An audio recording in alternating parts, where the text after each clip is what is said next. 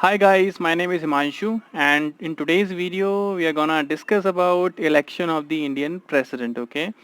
I hope you are ready and here we continue this.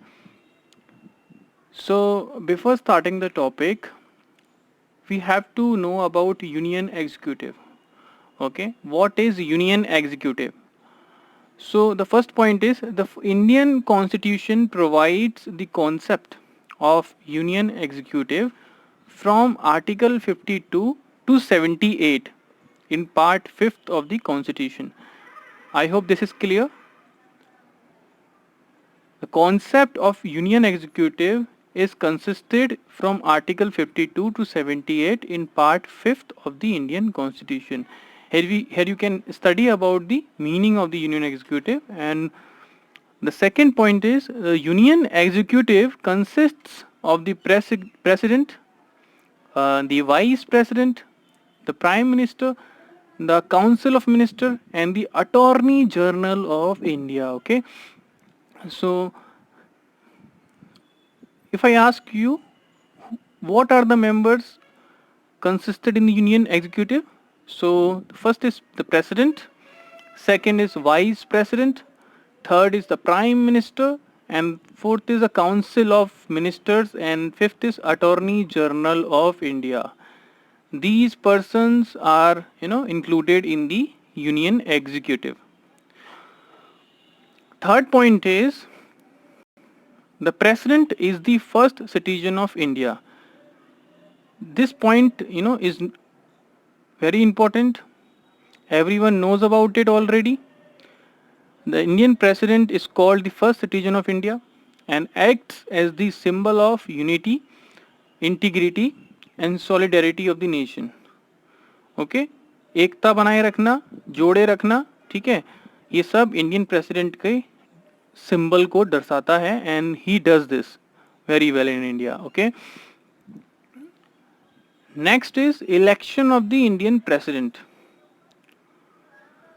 In India, people do not directly elect the president, but the president is elected by members of the electoral college consisting of the elected member of both the houses of the parliament, Rajya Sabha and Lok Sabha.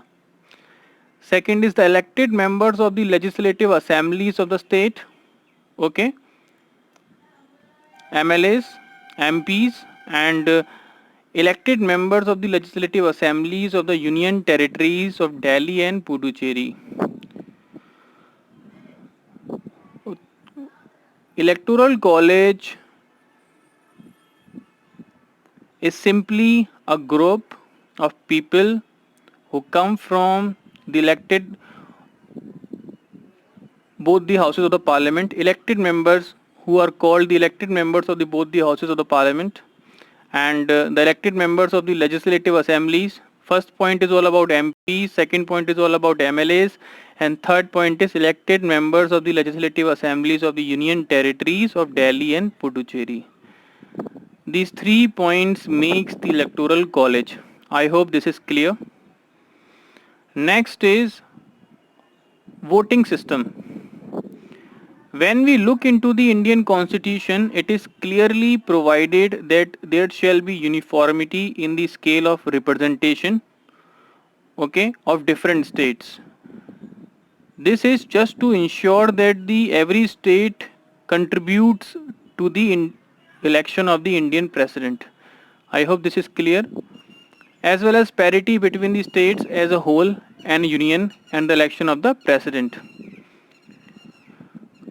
Second point is the number of votes which each elected member of legislative assembly of each state and the parliament is entitled to cast at such election shall be determined in the following ways. How can we calculate the number of votes?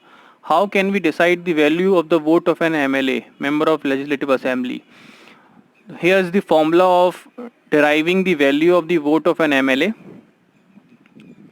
Vote of an MLA, value of the vote of an MLA is equal to total population of states divided by total number of elected members in the state legislative assembly into 1/1000. Okay, this is clear. This is the formula by which we derive the value of the vote of an MLA. Total population of states divided by total number of elected members in the state legislative assembly into 1 upon 1000. Next is, how can we calculate the value of the vote of an MP? Value of the vote of an MP, total value of votes of all MLAs of all states, okay, divided by total number of elected members of parliament, both the houses, total number of elected members of parliament who come from both the houses. Next is, here's a few important points which you have to keep in mind. First is, proportional representation is used to conduct the election of the president. And what is proportional representation? It simply means of single transferable vote. Okay.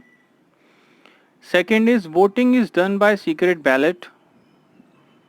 Third is, there is a condition of fixed quota that a candidate must secure in order to be declared elected to the office of president.